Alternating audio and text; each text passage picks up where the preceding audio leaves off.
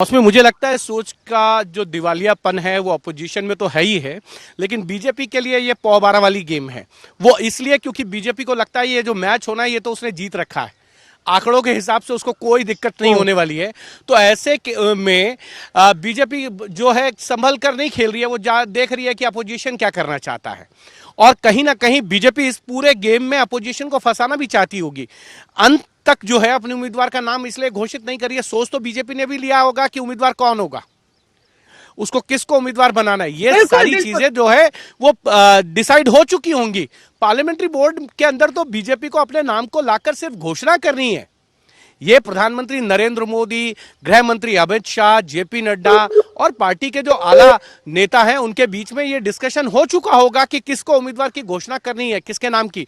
लेकिन फिर भी वो ये देखना चाहते हैं कि अपोजिशन इस पर क्या करना चाहता है, तो खेल खेलने की कोशिश है कि अंतिम समय तक लेके जाइए और फिर उनको डिफ्यूज कर दीजिए।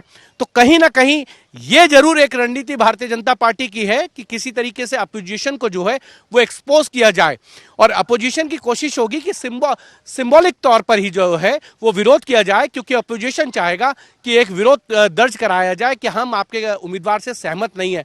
लेकिन अब देखना यह है कि पहले घोषणा जो है वो सत्ता पक्ष की तरफ से होगी या विपक्ष की तरफ से होगी। पिछली बार जब राष्ट्रपति पद के लिए उम्मीदवार की घोषणा हुई थी, मौसमी तो यशवंत सिन्हा का नाम पहले घोषित कर दिया था विपक्षी दलों ने। भारतीय जनता पार्टी और एनडीए की तरफ से द्रौपदी मुर्मू का नाम जो है लगभग 3 दिन बाद आया था।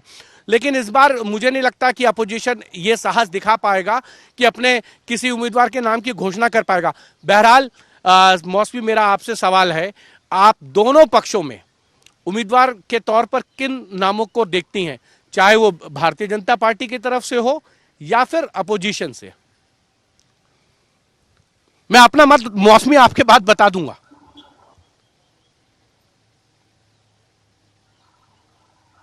जी हिमांशु, आपको आवाज मिल रही है या विपक्ष में आपसी पुअर कनेक्शन जैसे होता है वैसा हमारा भी हो गया पुअर कनेक्शन? नहीं नहीं नहीं आपको नहीं, आवाज मिल रही है मेरी?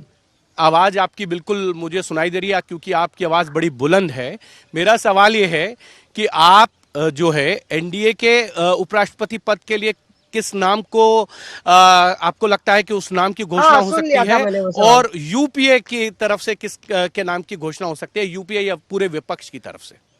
मैं अपना जो भी मेरे नाम होंगे मैं बाद में बता दूंगा। पिछली बार अब आपने नहीं, मैंने कहा मैं बाद में बता सकता हूँ। बता रहे थे, अब आपने यू टर्न ले लिया उस नाम से तो अलग बात है। अब आप यू टर्न ले लिया तो वो अलग बात है। आपने नाम बताया था एक उम्मीदवार का। मैंने नहीं बताया था, वो ऐश्वर्या ने बताया था, और उन्होंने मुख्तार अब्बास नकवी का नाम लिया था। मैं जो कह रहा हूं उसको सुन लीजिए। आप और मैं थे, मैंने तो सिर्फ हिंट दिया था। नाम की घोषणा जो है वो ऐश्वर्या पालीवाल ने की थी। आप, मैं, ऐश्वर्या, हम तीनों बैठे हुए थे। ठीक है, आप हाँ, आप पल्ला झाड़ लीजिए उससे, आप पल्ला झाड़ लीजिए। नहीं, मैंने पल्ला नहीं झाड़ा है। अब्बास नकवी कहा था नाम।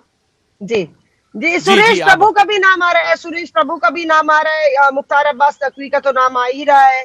उसके अलावा अगर यूपीए का एक पर नजर डालें, यूपीए तो वैसे अभी एग्जिस्टेंस में कितनी है और कितने लोग हैं, पार्टियां हैं, पर अगर विपक्ष की बात कर ले तो विपक्ष के मुझे ये खबर पक्की पता चली है मांशु कि कांग्रेस अपनी तरफ से कोई कांग्रेस लीडर का नाम नहीं देगी, और दूसरा कि कांग्रेस कंसेंसस बनाने की कोशिश करेगी। तो जैसे गुलाम नबी आजाद का भी नाम चल रहा था और तमाम लोगों का, हालांकि कांग्रेस नेतृत्व को सूट नहीं करता कि गुलाम नबी आजाद का नाम आए, पर हालांकि उन पर सहमति बन सकती है। ममता बनर्जी से लेकर शरद पवार और तमाम लोग गुलाम नबी आजाद के नाम पे हामी भर सकते हैं विपक्ष के लिए, पर मुझे नहीं लगता कि उनका नाम आएगा। पर कांग्रेस ने अपनी तरफ से, मुझे एक बड़े नेता ने बताया कि कांग्रेस लीडर नहीं होगा, एक कंसेंसस कैंडिडेट होगा, और ये इंडिकेशन था कि कोई पार्टी का लीडर नहीं होगा, ऐसा कोई एमिनेंट पर्सनालिटी होगी।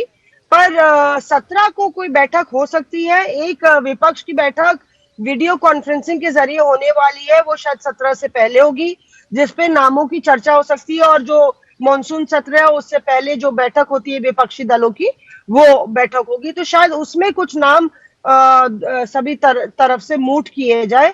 अब देखना ये होगा कि क्या उस पर कंसेंसस बन पाता है, क्योंकि कुछ विपक्षी दल हैं जैसे जेएमएम है, वो तो मुखरता से केंद्र सरकार का विरोध करता आया है, सहयोगी दल है कांग्रेस का, पर अब देखिए द्रौपदी मुर्मू वाले जैसे ही उनकी उम्मीदवारी घोषित हुई है, उसके बाद कैसे बैकफुट पे वो भी चला आया है। तो देखना होगा कि कितने लोग उससे राजी हो उद्धव पाते ठाकरे हैं। ने भी द्रौपदी मुर्मू का समर्थन करने की घोषणा कर दी है।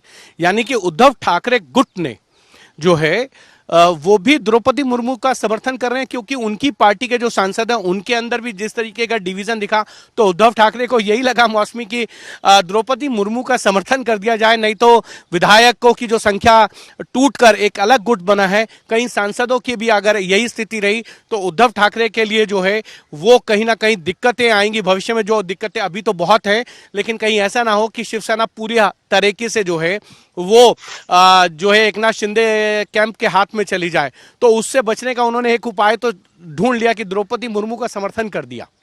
और जेएमएम तो पहले ही से ही, क्योंकि आदिवासी नेता है द्रौपदी मुर्मू, झारखंड की गवर्नर रह चुकी हैं, उनके नाम का समर्थन कर रही है, तो कहीं ना कहीं विपक्षी दलों के अंदर भी जो है राष्ट्रपति चुनाव को लेकर फूट पड़ी थी। अब देखना यह है कि उपराष्ट्रपति पद का जो उम्मीदवार घोषित होगा तो क्या एक राय बन पाएगी पूरे देश के अंदर, या फिर अपोजिशन का एक कैंडिडेट सामने आएगा, यह बड़ा सवाल है। हाँ, ये बड़ा सवाल है हिमांशु, और शायद ही दर्शकों को मालूम हो कि नॉमिनेशन अब कोई भी अगर चाहे तो अपना नॉमिनेशन दाखिल कर सकता है उपराष्ट्रपति के चुनाव के लिए, और अभी से लगभग 5 नॉमिनेशन दाखिल कर दिए गए हैं। तो कुछ ऐसे लोग होते हैं जो एमिनेंट पर्सनालिटीज हैं या समाज में सक्रिय रहे हैं, वो भी अपना नाम दाखिल करते हैं।